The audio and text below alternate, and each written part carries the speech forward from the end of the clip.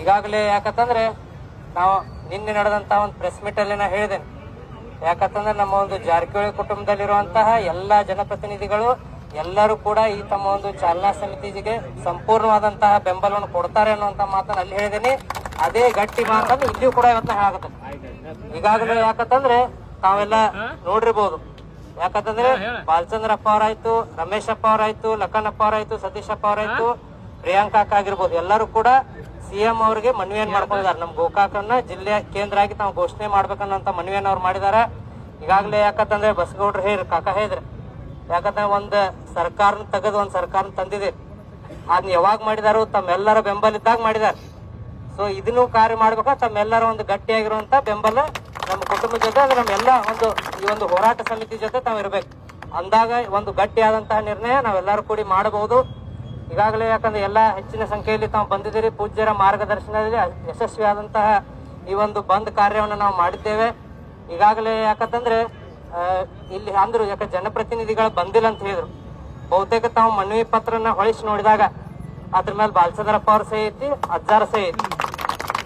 ಯಾಕಂದ್ರೆ ನೋಡ್ಬೋದು ನಾವು ಅವ್ರಿಗೆ ಬಂದಿಲ್ಲ ಅಂದ್ರು ಕೂಡ ಅವ್ರ ಪರವಾಗಿ ಪ್ರತಿನಿಧಿಯಾಗಿ ಕಳಿಸಿದಾರೆ.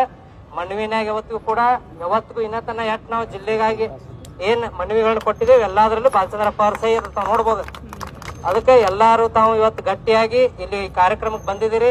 ಇದೇ ತರಹ ಗಟ್ಟಿಯಾಗಿ, ಯಾಕಂದ್ರೆ ಪೂಜ್ಯರ ಮಾರ್ಗದರ್ಶನ ಇವಾಗ AC ಅವ್ರು ಬರ್ತಾರೆ. ಪೂಜ್ಯರ ಮುಖಾಂತರ ಪೂಜ್ಯರ ಮಾರ್ಗದರ್ಶನದಲ್ಲಿ ಅವ್ರ ಮನವಿಯನ್ನು ಕೊಟ್ಟ ಒಂದು ಸರ್ಕಾರಕ್ಕೆ ಒತ್ತಾಯ ಮಾಡುವಂತ ಕೆಲಸ ನಾವೆಲ್ಲರೂ ಮಾಡೋಣ. ಮುಂದೆ ಪೂಜ್ಯರ ಒಂದು ಮಾರ್ಗದರ್ಶನದಲ್ಲಿ ಒಂದು ನಿಯೋಗನ್ನ ತಗೊಂಡು ಹೋಗಿ ಮುಖ್ಯಮಂತ್ರಿಗಳಿಗೆ ಒಂದು ಭೇಟಿಯಾಗುವಂತ ಒಂದು ಕೆಲಸವನ್ನು ಮಾಡೋಣ. ಎಲ್ಲರೂ ಗಟ್ಟಿಯಾಗಿ ನಾವು ನಿಂತಿದ್ದೇ ಆದ್ರೆ ಅತಿ ಶೀಘ್ರವಾಗಿ ಗೋಕಾಕನನ್ನ ಜಿಲ್ಲೆಯಾಗಿ ನಾವು ಘೋಷಣೆ ಮಾಡಿಸುವಲ್ಲಿ ಎಲ್ಲರೂ ಕೂಡ ಯಶಸ್ವಿ ಆಗ್ತೇವೆ ಅನ್ನುವಂತ ಮಾತನ್ನ ಈ ವೇದಿಕೆ ಮುಖಾಂತರ ತಮ್ಗೆ ನಾ ಹೇಳಕ್ ಬಯಸ್ತೇನೆ. ಅದ್ರ ಜೊತೆಗೆ ಯಾಕಂತಂದ್ರೆ ಈಗ ಇದೇ ಹೇಳಿದ್ರು, ಯಾಕ ಹೋರಾಟ ಮಾಡುವಂತ ಎಲ್ಲ ಹಿರಿಯರದಾರ. ಯಾಕ ಬಹುತೇಕ ಇನ್ನ ಜಿಲ್ಲಾ ಆದ್ರೆ ಅವ್ರಿಗೆ ಉಪಯೋಗ ಐತೋ ಇಲ್ಲ ಗೊತ್ತಿಲ್ಲ.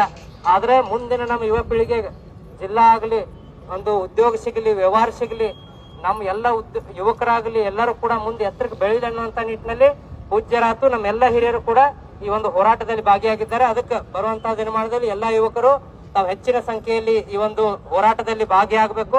ಭಾಗಿಯಾಗಿ, ಯಾಕಂದ್ರೆ ನಮಗೋಸ್ಕರ ಎಲ್ಲರೂ ಕೂಡ ಹೋರಾಟ ಮಾಡ್ತಾ ಇದ್ದಾರೆ. ಅದಕ್ಕೆ ತಾವು ಎಲ್ಲರೂ ಮುಂಚೂಣಿಯಲ್ಲಿ ಬಂದು ಹೋರಾಟದಲ್ಲಿ ಭಾಗಿಯಾಗಬೇಕಂತ ಹೇಳಿ ನಾ ಈ ವೇದಿಕೆ ಮುಖಾಂತರ ತಮ್ಮಲ್ಲಿ ಮನವಿಯನ್ನು ಮಾಡ್ತೇನೆ. ಅದ್ರ ಜೊತೆಗೆ ಈ ಒಂದು ಕಾರ್ಯಕ್ರಮದಲ್ಲಿ ಎಲ್ಲಾ ನಮ್ಮ ಹಿರಿಯರು ಬಂದಿದ್ದೀರಿ, ಎಲ್ಲಾ ಸಂಘ ಸಂಸ್ಥೆಗಳ ತಾವೆಲ್ಲರೂ ಬೆಂಬಲ ಕೊಟ್ಟಿದ್ದೀರಿ.